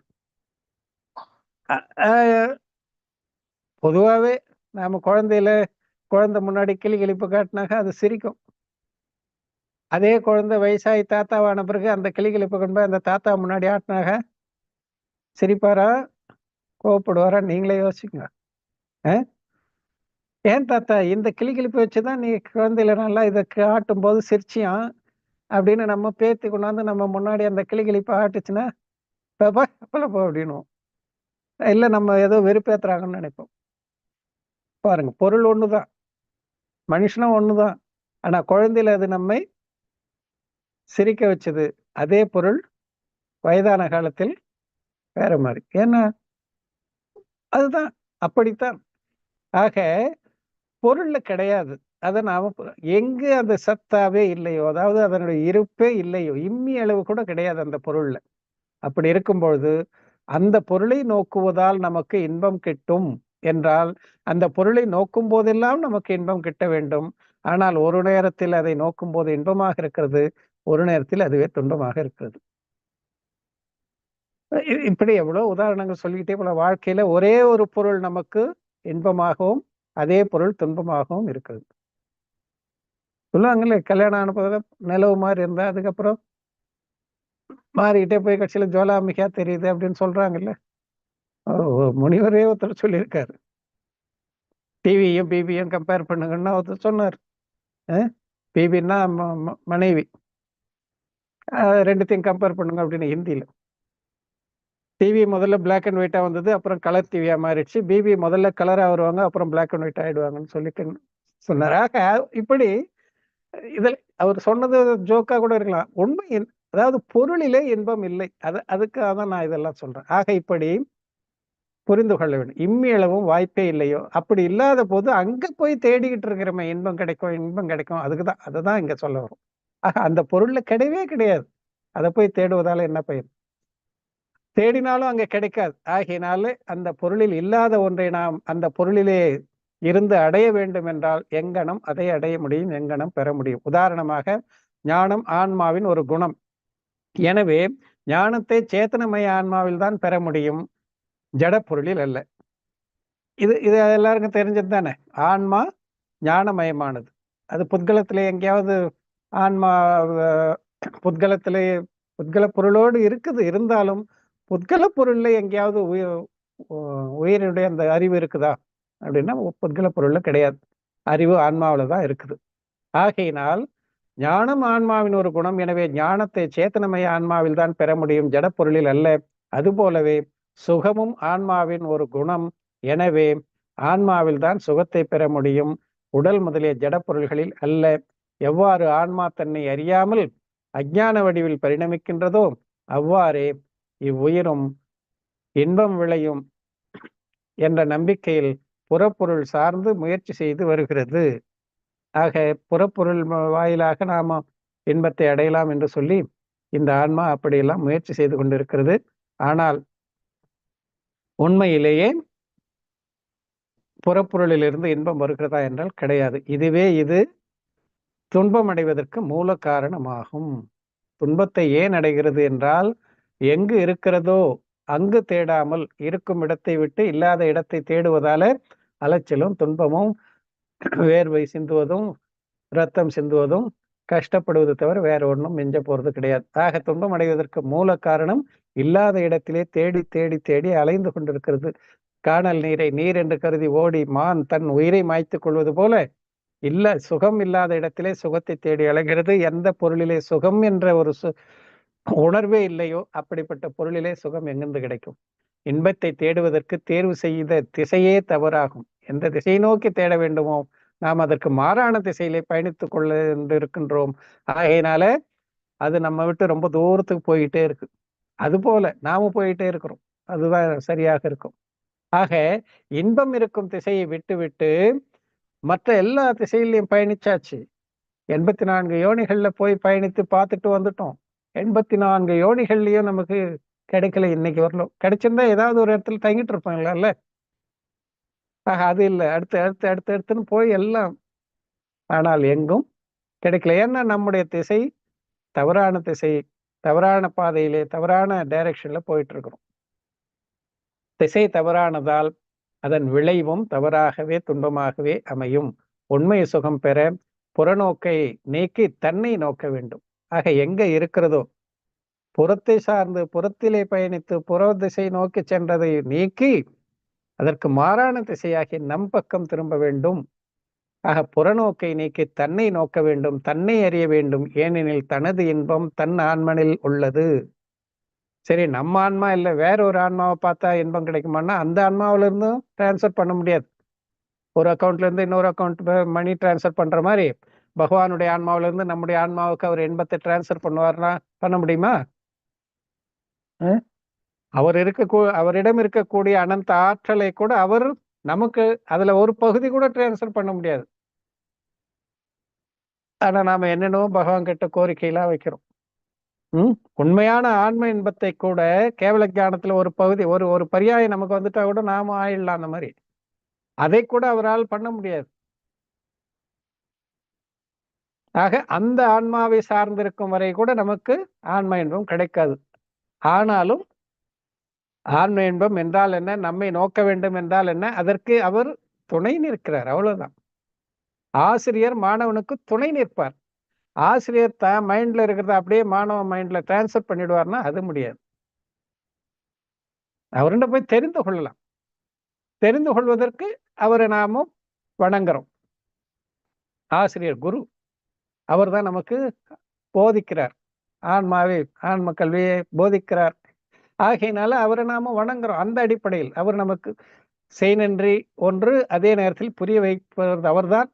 அதனால அவர்கிட்ட போறோம். அவர் எப்படி பண்ணார், எப்படி அந்த புலமை பெற்றார், அதை அவர் வாயிலாக தெரிந்து கொள்கிறோம். அதே போலதான் பகவான் எப்படி ஆனார், அது அவர்கிட்ட போகும்போது நமக்கு தெரியுது. அவ்வளவுதானே தவிர அவர் நமக்கு டிரான்ஸ்ஃபர் பண்ணிடுவாரு, நாம வீட்டுல உட்காந்தபடியே ஜாலியா இருந்துக்கலாம். மணி டிரான்ஸ்ஃபர் பண்ற மாதிரி யாரோ சம்பாரிச்சு நமக்கு அனுப்பிச்சுடுவாங்க, நாம ஜாலியா உட்காந்துன்னு இருக்கலாம். அந்த மாதிரி இங்க கிடையாது. ஆக அவர் முழுதுணர் அறிவை பெற்றிருக்கிறார், அனந்த சுகத்தை பெற்றிருக்கிறார். அவர் எப்படி பெற்றார் என்பதை அவர் சொல்லிவிட்டிருக்கிறார். அதப்படி நாமும் அவர் சென்ற வழியிலே சென்றால்தான் நாமும் அந்த நிலையை அடைய முடியும். ஆகையினால அவர் எந்த வழியிலே சென்றார் என்பதை சொல்லாம சொல்றார். மௌனமும் மொழியும் படிச்சு பாருங்க. மௌனமாக இருந்து கொண்டே மொழிந்து கொண்டிருக்கிறார், சொல்லி கொண்டிருக்கிறார் என்ன பண்ணணும்ன்றது.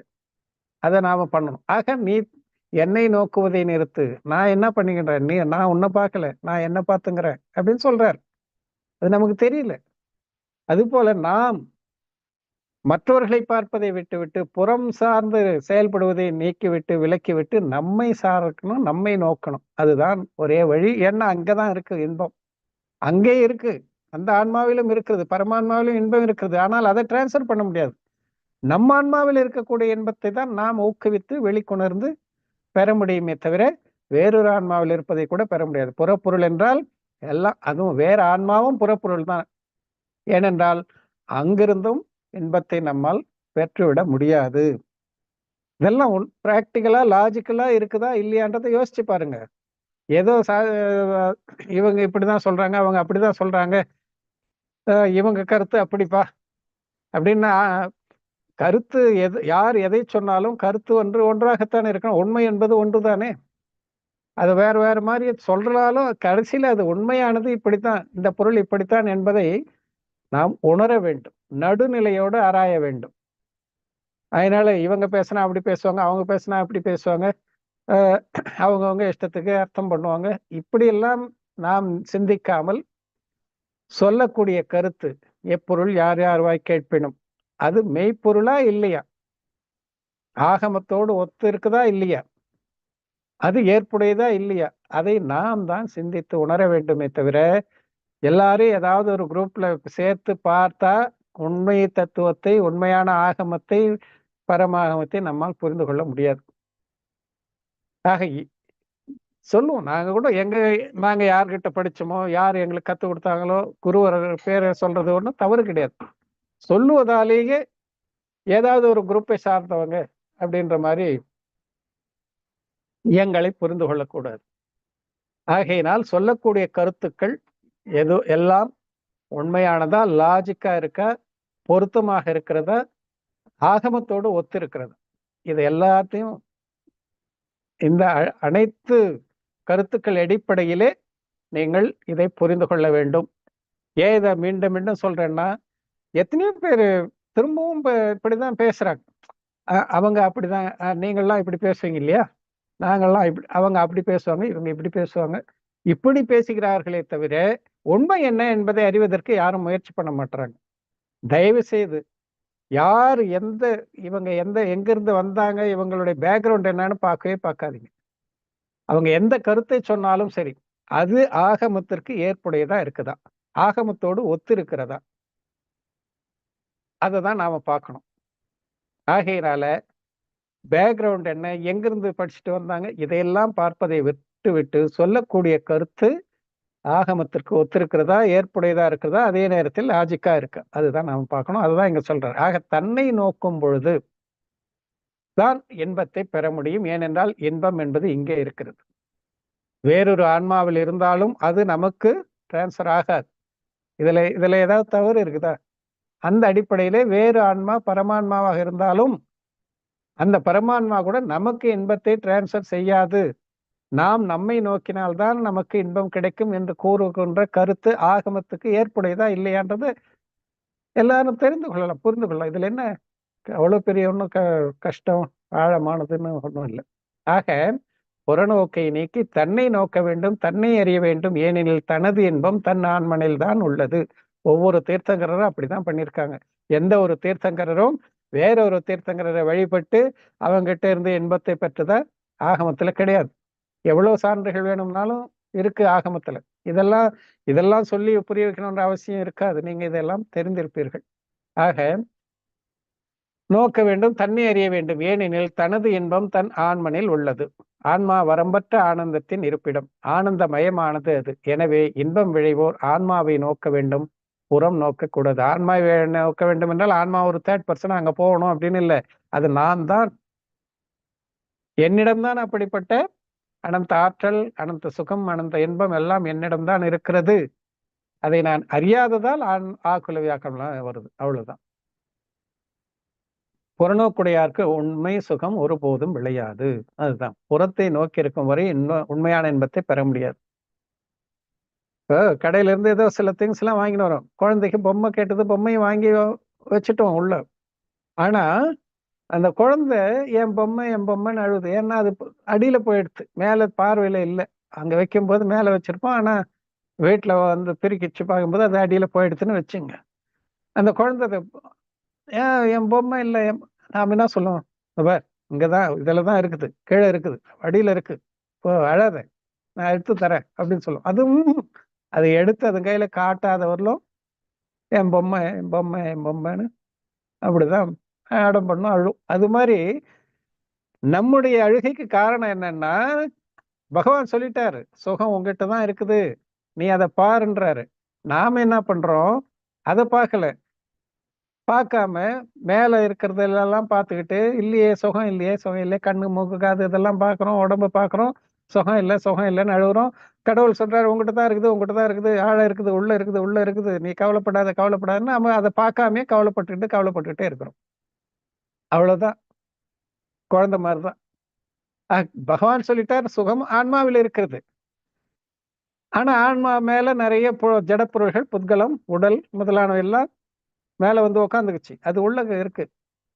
சொல்றாரு உள்ள இருக்குமா, நான் கூட அப்படிதான் வந்திருக்கேன், உங்ககிட்டும் அது எல்லாம் இருக்கு, போ உள்ள இருக்கு, நீ அழாதன்னு சொல்றாரு. கவலைப்படாத, அஞ்சாதே, கவலைப்படாதே. ஆனா நாம அதை பார்க்காமயே அழுதுகிட்டு இருக்கோம், அந்த குழந்தை மாதிரி. அதுதான் இங்க நடக்குது. ஆகையினால்தான் சொல்றாரு உள்ளே பார், உள்ளே இன்பம் இருக்கிறது. அழகான அந்த ஆற்றல் படைத்த திரு உருவம் உள்ளே இருக்கிறது. உருவம்னா நீங்க உருவத்துக்கு ஆடணும். உருவமற்ற திருமேனி, திருவுருவம், உருவம் இல்லாத திருவுருவம், அனந்த ஆற்றல் பெற்ற அந்த ஆன்மா தத்துவம் உள்ளே இருக்கிறது, அதை நீ பார்ப்பாயாகன்னு சொல்றார். ஆக இப்படி அதை பார்க்காதவரை, புறத்திலேயே சுகத்தை தேடும் வரை, வெளிப்பொருளிலே சுகத்தை தேடும் வரை ஒருபோதும் சுகம் கிடைக்காது. உண்மை சுகம் என்பது ஆன்மாவின் அனுபவ பொருளாகும். அதை கூறவோ காட்டவோ இயலாது. அது அனுபவத்தாலதான் அறிய முடியுமே தவிர அதை எடுத்து சொல்லவோ கொண்டாந்து காட்டுறதுக்கோ அது அது ஒரு காட்சி பொருள் அல்ல. ஏனென்றால் அது நிறம், சுவை, ஒளி, ஊர் எல்லாத்துக்கும் அப்பாற்பட்டது. அனைத்து புறப்பொருள்களின் என்றும் பார்வையை நீக்கி அகமுகமாகி தன் ஞான ஆனந்த சுபாவ ஆன்மாவில் தன்மயமானால் மட்டுமே அதை பெற முடியும். ஆன்மா இன்பமயமானது என்பதால் ஆன்ம அனுபூத்தியே இன்ப அனுபூத்தியாகும். அனுபூத்தியின்றி ஆன்மாவை பெற முடியாதது போல ஆன்ம அனுபூத்தியின்றி உண்மை சுகத்தையும் பெற முடியாது. ஆக ஆன்ம அனுபூத்தி இல்லாமல் உண்மையான இன்பத்தையும் பெற முடியாது, ஆன்ம அனுபூத்தி இல்லாமல் ஆன்மாவையும் பெற முடியாது. ஆன்மாவை பெற வேண்டும் என்றால் ஆன்ம அனுபூத்தி வேணும். எதை பெற வேண்டுமோ அந்த அனுபூத்தி வேண்டும், அதனுடைய தெளிவு வேண்டும். நமக்கு எதை அடைய வேண்டுமோ, எதை பெற வேண்டுமோ அது சார்ந்த அறிவு, அது சார்ந்த தெளிவு, அது சார்ந்த அனுபவம் இல்லை என்றால், எக்ஸ்பீரியன்ஸ் கேட்கறாங்கல்ல, படிச்சது மட்டும் கேட்கறது இல்லை. எந்த ஒரு வேலைக்கு போனாலும் இப்போ இந்த வேலையில நீங்க எவ்வளவு நாளா இருக்கீங்க, எக்ஸ்பீரியன்ஸ், அனுபவம் வேணும், அறிவு வேணும், அனுபவமும் வேணும். அப்பதான் தகுதி நிர்ணயிக்கப்படுகிறது. அதுபோல ஆன்ம அறிவும் வேண்டும், ஆன்ம அனுபவமும் வேண்டும். அப்பதான் இன்பம் என்று சொல்லக்கூடிய தகுதி, அந்த வேலை கிடைக்கும். ஆக தகுதி என்பது அறிவு மட்டுமல்ல, அனுபவமும் சேர்ந்து இருக்கணும். அப்பதான் அந்த இன்பம் என்று சொல்லக்கூடிய ஜாப் நமக்கு கிடைக்கும். அதே போலதான் இங்கும் அறிவும் அனுபவமும் இருந்தால்தான் இன்பம் என்று சொல்லக்கூடிய அந்த ஜாப்ல நாம போய் உட்கார்ந்து ஜாலியா இருக்கலாம். ஆக இதுதான் இங்க சொல்றார். அனுபூத்தியின்றி ஆன்மாவை பெற முடியாதது போல ஆன்ம அனுபூத்தியின்றி உண்மை சுகத்தையும் பெற முடியாது. ஆக ஆன்மாவை பெற வேண்டும் என்றால் அனுபவம் வேண்டும். அனுபவத்துக்கு முன்பு அறிவும் வேண்டும். அறிந்து அனுபவித்து இருக்கும் அந்த நிலைக்கு பேர் தான் உண்மை சுகம். ஆக ஆழ்ந்து சிந்தித்தால் ஆன்மாவிற்கு இன்பம் எங்கிருந்தும் பெற வேண்டியதில்லை என்பது நன்கு விளங்கும். அது இன்பத்தால் உருவானது, இன்பமயமானது, இன்பமே ஆகும். இன்பமயமான அவ்வான்மா இன்பத்தை எங்கிருந்து பெற வேண்டும்? இன்பம் பெற வேண்டிய பொருள் அல்ல. ஆன்மா இன்பமயமானது, அங்க போனா இன்பம், அவ்வளவுதான். அந்த பொம்மை குழந்தைக்கு ரொம்ப பிடிச்சிருக்கு, அந்த பொம்மை எடுத்து காமிச்சிட்டா முடிஞ்சு போச்சு. அதுக்கப்புறம் வேற என்ன வேணும்? அந்த குழந்தை துள்ளி குதிக்கும், சந்தோஷப்படும், அவ்வளவுதான். அதே மாதிரிதான் இங்கேயும் ஆன்மா இன்பமயமானது, அது இன்பமே வடிவானது, இன்பத்தால் உருவானது, எனவே இன்பமயமான அவ்வான்மா இன்பத்தை வேற எங்க இருந்தும் பெறணும்ன்ற அவசியமே கிடையாது. இங்க இருக்குதுன்னு தெரிஞ்சுக்கினா இப்ப சரியா போச்சு. அப்புறம் எடுத்து விளையாடலாம். இது உள்ளதான் இருக்குது, இதுக்குள்ளதான் இருக்குது அந்த பொம்மை, நாம் விளையாட வேண்டிய பொம்மை இதுக்குள்ளதான் இருக்குதுன்னு தெரிந்த பிறகு அதை வெளிப்படுத்தி அதை அடைந்து விட்டால் முடிஞ்சு போச்சு. அவ்வளவுதான், ஆட்டம் ஸ்டார்ட் ஆயிடுச்சுன்னு அர்த்தம். இன்பம் தொடங்கி விட்டது. ஆக இப்படி இன்பமயமான ஆன்மா இன்பத்தை எங்கிருந்து பெற வேண்டும்? வேற எங்கிருந்தும் பெற வேண்டிய அவசியம் கிடையாது. இன்பம் பெற வேண்டிய பொருள் அல்ல. வெளியில இருந்து எங்க கிட்ட இருந்தா வாங்கணும், காசு கொடுத்து விலை கொடுத்து வாங்கணும்னா ஒண்ணும் கிடையாது. துய்க்க வேண்டிய பொருள். பார்த்தோம், அதுக்கப்புறம் என்ன, பொம்மை பார்த்துட்டு குழந்தை என்ன பண்ணும்? அவ்வளவுதான், அதை எடுத்து போட்டு ஜாலியா விளையாட ஆரம்பிச்சது, அவ்வளவுதான். வேற என்ன பண்ணும்? அதே போல இன்பம் இங்க இருக்கிறது என்பதை அறிந்து கொண்டோம், உணர்ந்து கொண்டோம், அனுபவத்தால் உணர்ந்தோம். அதுக்கப்புறம் என்ன? அவ்வளவுதான். எங்க இருந்து எதையும் வாங்க வேண்டியதெல்லாம் எதுவும் கிடையாது. காசு கொடுத்து வாங்குற மாதிரி இருந்தா அப்புறம் யாருக்குமே இந்த ஆன்ம இன்பம், வீடு பேரு என்பது கிடைக்கவே கிடைக்காது. ஆகையினால் அனுபவிக்க வேண்டியது ஒன்று மட்டும்தான் பாக்கி. அதை கண்டுபிடிக்கணும், அதை அறியணும், அனுபவ ரீதியாக அறியணும்.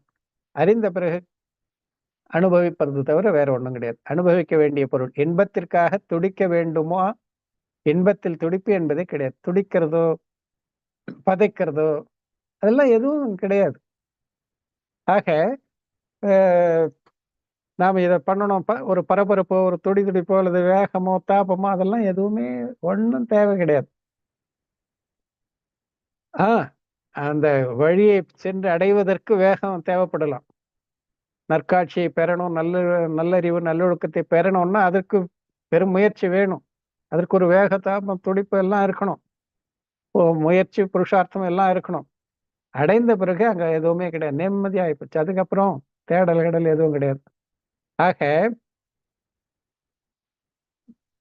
இன்பத்தில் துடிப்பு இல்லை, அமைதியான இன்பம். துடிப்பில் இன்பம் கிடையாது. துடிச்சு கஷ்டப்படுறதுக்கு பேரு இன்பம் கிடையாது, கஷ்டப்பட்டு பண்றதுக்கு பேரு இன்பம் கிடையாது. ஆக அமைதியான முறையிலே அந்த இன்பத்தை நாம் பெற முடியும். துடிப்பே துன்பமானது, துடிப்பின்மையே இன்பம். அதுபோல இன்பத்தை விரும்புவது எதனால்?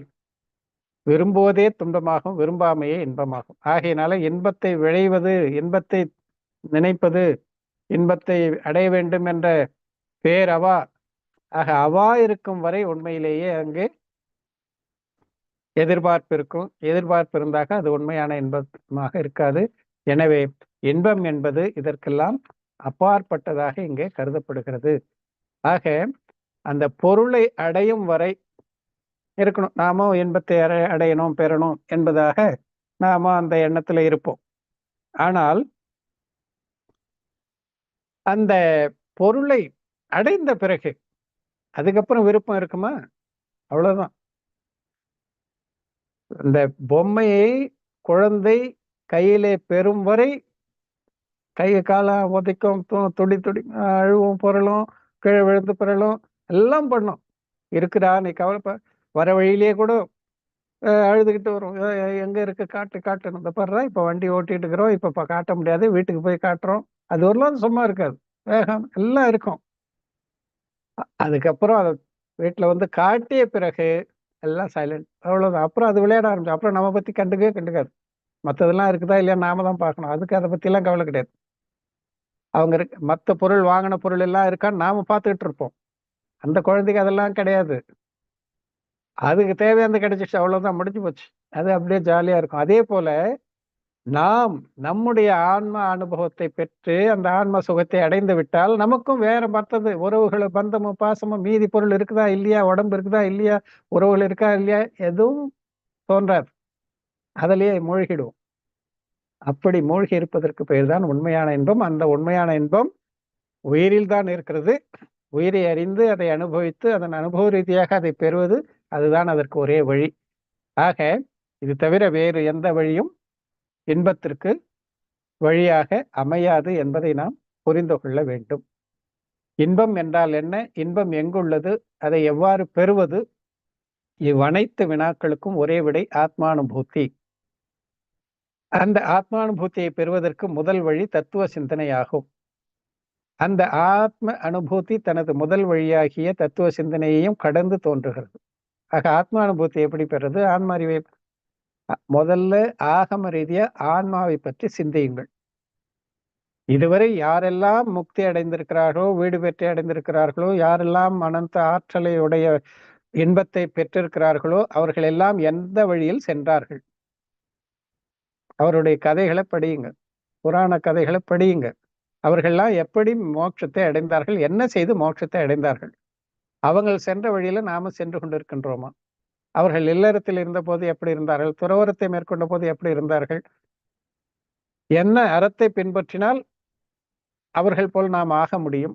அவர்கள் நமக்கு என்ன வழிகாட்டியிருக்கு? அவர்கள் கதையை நாம் வீடு பேற்றுக்கு வழியாக பார்க்கணும். கதையா பார்த்தா பிரயோஜனமே இல்லை. கதையை வீடு பேற்றுக்கு, பற்றின்மைக்கு, ஆன்ம சுகத்திற்கு வழியாக, மோட்ச மார்க்கமாக அதை தத்துவ ரீதியாக பார்க்கணும். அதுதான் ஸ்ரீபுராண கதையை கூட படிங்க. படிச்சீங்கன்னா எவ்வளவுக்கு எவ்வளவு ஆகமத்தை படிக்கின்றோமோ அவ்வளவுக்கு அவ்வளவு நமக்கு தெளிவு ஏற்பட்டு விடும். அதுக்கப்புறம் இவங்க யாரு, எந்த சைட்ல இருந்து பேசுறாங்க அப்படின்ற சிந்தனை எல்லாம் வராது. இது உண்மையா இல்லையா அவ்வளவுதான் தேவை. உண்மையா இருந்தா ஏற்றுக்கொள்ளுங்கள். உண்மை இல்லைன்னு படுதா பரவாயில்ல, உங்களுக்கு படுதுன்னா கேட்கலாம், சந்தேகத்தை கேளுங்க. சந்தேகத்தை கேட்டும் அவங்க சொல்லக்கூடிய சமாதானம் சரியாக படலைன்னா விட்டுடுங்க, அதை பத்தி கவலையே கிடையாது. இதுதான் சரி அப்படின்னு வாதம் பண்றதுக்கு இல்லை. ஆனாலும் அதோடு நின்று விடாதீர்கள், முயற்சி செய்யுங்கள். உண்மையினே கருத்து என்ன என்பதை அறிவதற்கு முயலுங்கள். ஆக முயற்சி திருவினை ஆக்கும். எனவே ஆத்ம அனுபூதியை பெறணும். சுகம் என்பது ஆன்மாவில் இருக்கிறது, உணர்வு பூர்வமானது என்பது நீங்கள் நம்பக்கூடியதாக இருக்கிறது என்றால் நீங்கள் அடுத்து செய்ய வேண்டியது ஆன்மாவை பற்றிய சிந்தனை. ஆன்மா எப்படி? தத்துவார்த்த சிரத்தானம், சமயக் தரிசனம். உமாசுவாமி ஆச்சாரிய சொன்னதுல கூட சந்தேகம் இருக்குதுன்னா கேளுங்க. ஆக தத்துவ சிந்தனை அதுதான் உண்மையிலேயே 7 தத்துவங்கள்ல என்ன. அதிலே நான் எந்த தத்துவம், மோட்ச தத்துவம் எந்த பொருளுக்கு ஏற்புடையது? உயிர் பொருளுக்கா, புத்கல பொருளுக்கா, ஊற்று பொருளுக்கா, கட்டு பொருளுக்கா? எந்த பொருளுக்கு வீடு பேறு ஏற்புடையதாக இருக்குது? எது வீடு பேற்றை அடைகிறது? இப்படி யோசித்து பாருங்க.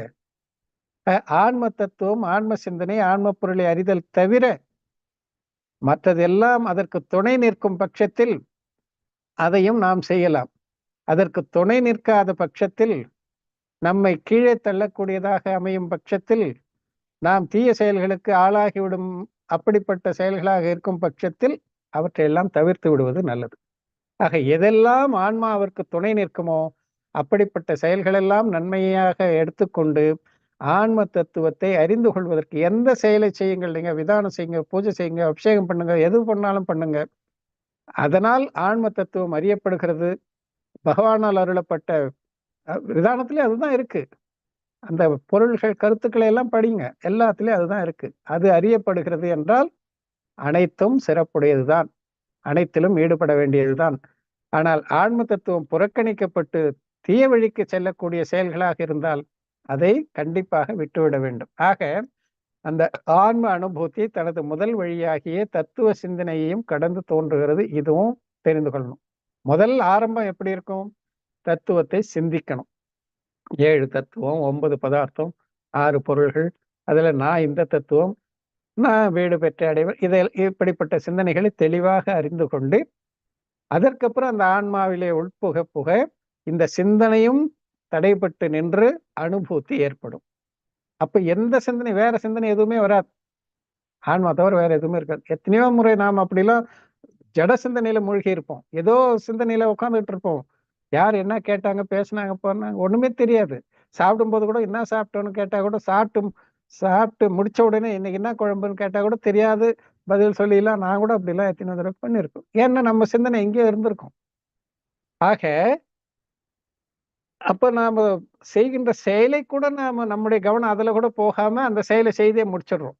தூக்கத்துல எத்தனையோ பேர் எழுந்து நடந்து போறவங்க, பாறாங்களெல்லாம் தூக்க முடியாததெல்லாம் தூக்குறாங்கலாம் சொல்றாங்க. தூக்கத்துல கனவு காண்றோம். அந்த கனவு காண்றவும் நிஜத்திலேயே இருக்கிற மாதிரி தான் இருக்கும். அப்படிலாம் இருக்கணும்ல, அதுலயே மூழ்கி போயிருக்கணும். அந்த நேரத்துல யாராவது வந்து தூக்கத்தை கலைச்சிட்டா, ஐயோ நல்ல கனவு கண்டிருந்தேன், மாளிகையில் இப்படிலாம் இருக்கு இல்லையா? ஆக நாம் ஏதோ ஒரு பொருளிலே ஆழமாக மூழ்கி விட்டால் வேற எதுவுமே நமக்கு தெரியறதில்லை. அது அந்த மூழ்குதல் நம்முடைய ஆன்மாவாக இருக்கும் பட்சத்தில் அதுதான் நமக்கு நிலையான இன்பத்தை தரும், சுகத்தை தரும். அதுதான் இங்க சொல்றாரு. அதற்கு முதற்படியாக தத்துவ சிந்தனை. ஆனால் அந்த சுகத்தை பெறும் பொழுது அந்த தத்துவ சிந்தனையும் தாண்டி சென்று விடுகின்றோம் என்பதாக பொருள். ஆக அப்ப சிந்தனைக்கு அப்பாற்பட்டதாக அந்த அனுபவம் இருக்கிறது. சிந்தனைக்கும் அப்பாற்பட்டு சென்று விடுகிறது. ஆக அந்த அனுபூதி தனது முதல் வழியாகிய தத்துவ சிந்தனையும் கடந்து தோன்றுகிறது என்பதை கவனத்தில் கொள்ள வேண்டும். நான் யார்? ஆன்மா என்றால் என்ன? ஆன்ம அனுபூதி எவ்வாறு தோன்றுகிறது? இவை தனித்தனி விஷயங்களாகும். எனவே இவற்றை தனியாக விவாதிப்பது ஏற்புடையதாகும். நான் யார் என்பதை ஏற்கனவே நாம வித்ரா விஞ்ஞான் பாடமாலால படிச்சுட்டு வந்திருக்கோம். 3வது பாடம் 3வது பாகம் 5வது பாடம்னு நினைக்கிறேன். ஆன்மா என்றால் என்னன்றதுதான். இன்பம் என்றால் என்ன? இந்த பாடத்துல இன்பத்தை பற்றி பேசணும். ஆன்மா என்றால் என்ன என்பதை பற்றியும், ஆன்மா அனுபூதி எவ்வாறு தோன்றுகிறது என்பது பற்றியெல்லாம் தனித்தனியான விஷயங்கள். அவற்றை தனித்தனியாக விவாதிப்பது ஏற்புடையது என்று சொல்லி, அப்படிப்பட்ட ஆன்ம தத்துவம், இன்பம் இருக்கக்கூடிய ஆன்ம தத்துவம், உயிர் தத்துவம், அது வேறெங்கும் இல்லை. நாம் தான், நம்மிடம்தான் இருக்கிறது இன்பம்.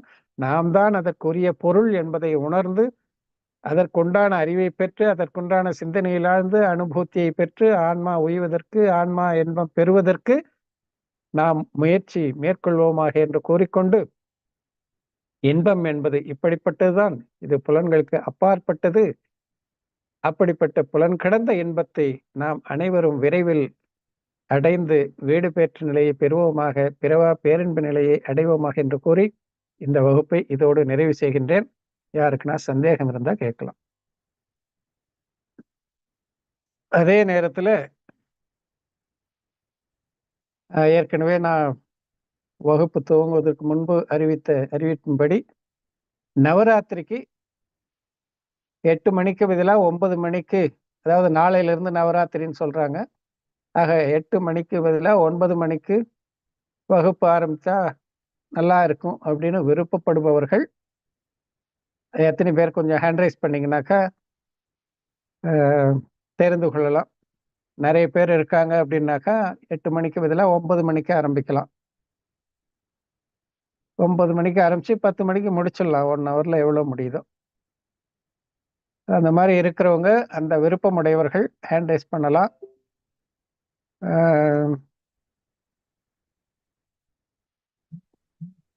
3 பேரா? அப்புறம்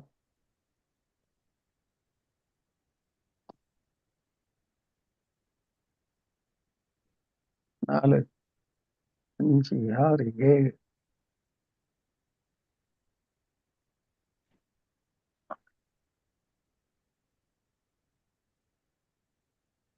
ஏன்னா வேற டைம் கிடையாது.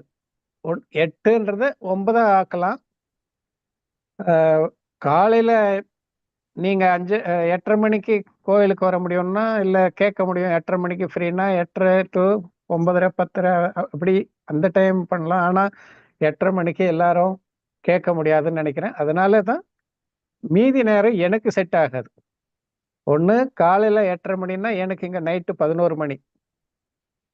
ராத்திரி 9 மணின்னா எனக்கு ஓகே. ஏன்னா நான் எங்களுக்கு இங்க இங்க வந்து பகல் நேரம். ஆகையினால நான் 9, 9:30, 10ன்னா கூட எனக்கு கவலை இல்லை. ஆனா அதிக நேரம் போனா உங்களுக்கு நைட் ஆயிடும். ஆகையினால 9 மணி என்பது சரியாக இருக்கும்னு நினைக்கிறேன். 9 மணி ஓகேவா? இல்ல எங்களுக்கு நவராத்திரி பற்றி கவலை இல்லை, நாங்க 8 மணிக்கே இருக்கிறோம் அப்படின்னா அதுவும் நீங்க சொல்லலாம். இப்போ 9 மணி ஓகேன்னு 12 பேர் சொல்லியிருக்கீங்க. அப்போ 9 மணிக்கே நாளையிலிருந்து வகுப்பை வைத்துக் கொள்ளலாம்.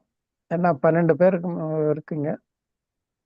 ஒருத்தர் 2 பேர்னா சரி நாம 8 மணிக்கே கூட வைக்கலாம்னு நினைச்சது. ஆனா 12 பேர் வந்திருக்கீங்க இது வரலாம்.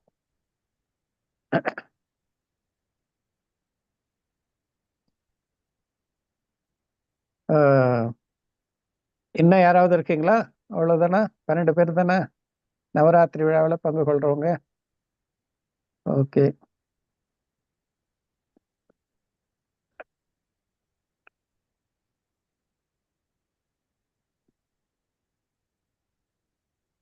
இல்ல மத்தவங்க அதாவது 12 பேர் 9 மணின்னு சொல்லிட்ட பிறகு மத்தவங்களுக்கு 8 மணியும் ஓகேன்ற மாதிரி தான் புரிந்து கொள்றோம். இருந்தாலும் அந்த 12 பேரும் மிஸ் ஆக வேணான்றது தான்.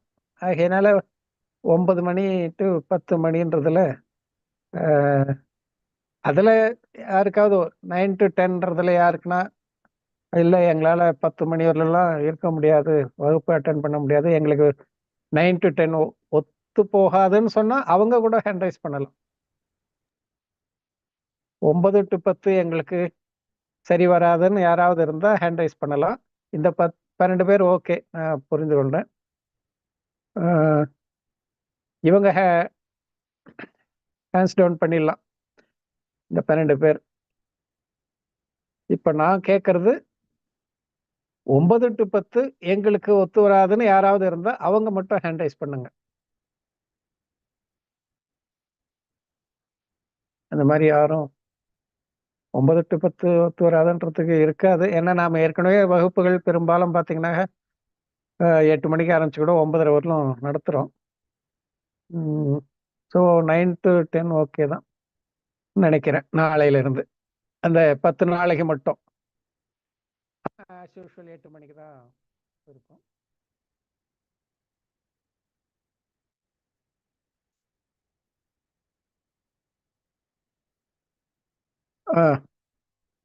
ரவிச்சந்திரன் சார், சொல்லுங்க சார். அப்போ அதான் 9 மணிக்கு நாளையிலேருந்து வச்சுக்கலாம். நாளைக்கு வியாழக்கிழமை, அதனால நாளைக்கு கிளாஸ் வேண்டாம்னு நினைக்கிறேன். வெள்ளிக்கிழமையிலிருந்து வெள்ளி சனி 2 நாள் 9 மணிக்கு வகுப்பு.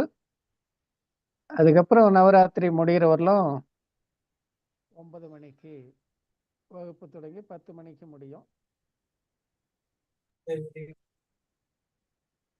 நவராத்திரி முடிஞ்ச உடனே நாம ஆஸ் யூஷுவல் 8 மணிக்கு வச்சுக்கலாம். சரி, அப்போ வேற ஏதாவது தகவல் இருந்தா சொல்லுங்க. அதே நேரத்துல சந்தேகம் இருந்தாலும் கேட்கலாம்.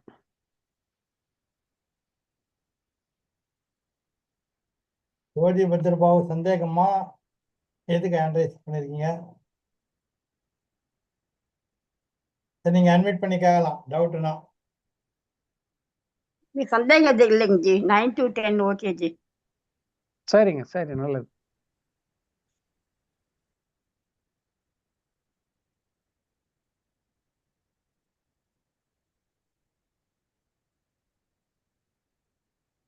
வேற யாருக்குன்னா வேற எந்த சந்தேகம் இருந்தாலும் கேட்கலாம், பாட சம்பந்தப்பட்டதோ அல்லது வேற ஏதாவதோ.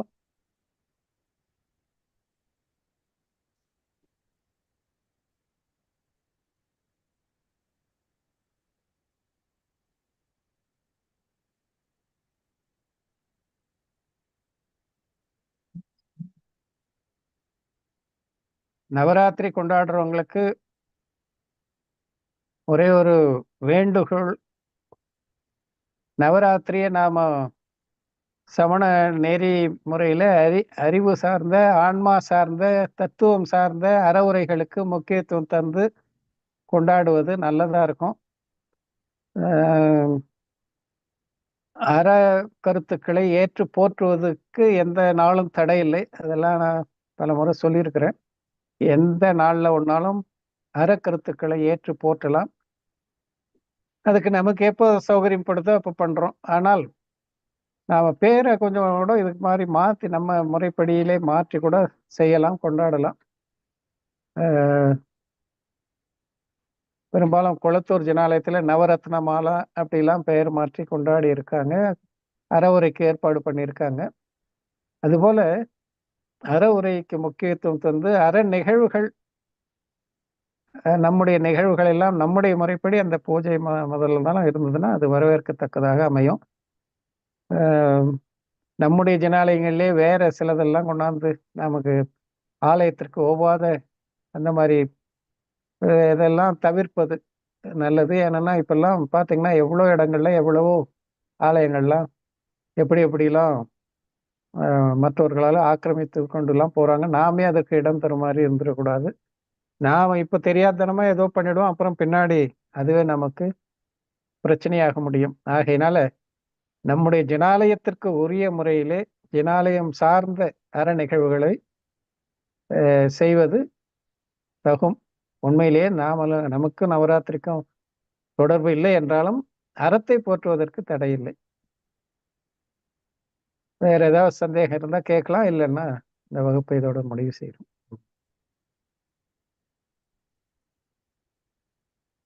சந்தேகம் இல்லைன்னா சார் யாருக்கும் டவுட் இல்லை. சார் சரி, சார் முடிச்சிடலாமா? அப்ப வேற ஒண்ணும் இல்லைல்ல.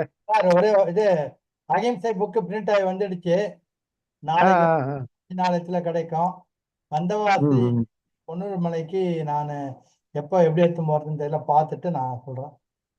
ம். இங்க சென்னையில இருக்கிறவங்க பம்மல் வந்து வாங்கிக்கலாம். பொன்னூர் மலைக்கு எடுத்துன்னு போகணுமா என்ன? ஆமா சார், அப்பதான் இந்த திண்டிவனம் காஞ்சிபுரம் இது ஆரணி ஓ, பாண்டிச்சேரி அதுக்கா? சரி சரி. இல்ல வந்தவாசில யாராவது இருக்காங்களா? அவங்க கிட்ட பொறுப்பு கொடுத்தா கூட பண்ணுவாங்களா? இல்ல சரி, மலையில தான் கொடுத்துருங்க. அவங்க as usual அங்கேயே போய் வாங்கிக்கிறதா better. தான் சார், வந்ததுல யாரும் இல்லை அந்த அளவுக்கு கொடுப்பாங்க. சரி, ஓகே ஓகே. இந்த அஹிம்சை செல்ஃப் ஸ்டடி புக் ரெடியா இருக்கு. அதனால அந்த நூலை நீங்க வாங்கி நீங்களே படிச்சு தெரிந்து கொள்ளலாம். எதுனா சந்தேகம் இருந்தா கேளுங்க. அப்படி இல்லைன்னா கடைசியில நேரம் இருந்தா ஒண்ணா ஒரு தடவை ரீடிங் கொடுத்துடலாம். சும்மா மேலோட்டம் படிச்சிடலாம். அதுல ஒன்றும் அதிகமா சந்தேகம் இருக்காதுன்னு நினைக்கிறேன். அது படிக்க வேண்டாம்னு நினைக்கிறதுக்கு காரணம், அதை விரிவாக நாம புருஷா சித்தியுபாயம் என்ற ஸ்ராவகாச்சாரத்தை படிக்கும்போது அதுல விரிவா அஹிம்சை பத்தி சொல்ல போறாரு.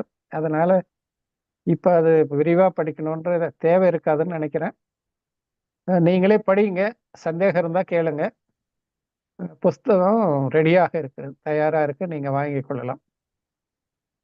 திண்டிவனம், ஆரணி போன்ற வெளியூர்ல இருக்கிறவங்க பொன்னூர் மலையிலும், காஞ்சிபுரத்தில் இருக்கிறவங்க, சென்னையில் இருக்கிறவங்க ரவிச்சந்திரன் சாரை கேட்டு நீங்க வாங்கிக்கலாம். எப்படி வாங்கிக்கணுமோ வாங்கிக்கணும். சரி, அப்போ மங்கள வாழ்த்து. Okay sir.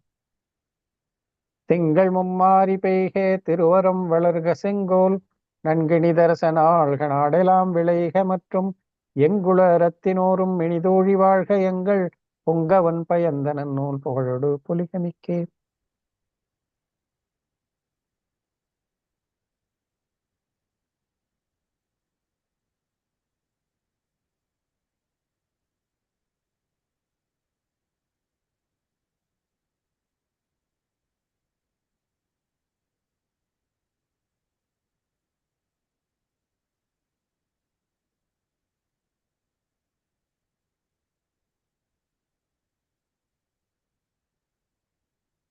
அனைவருக்கும் வணக்கம். சமயகிருஷ்ணன். வணக்கம் சார்.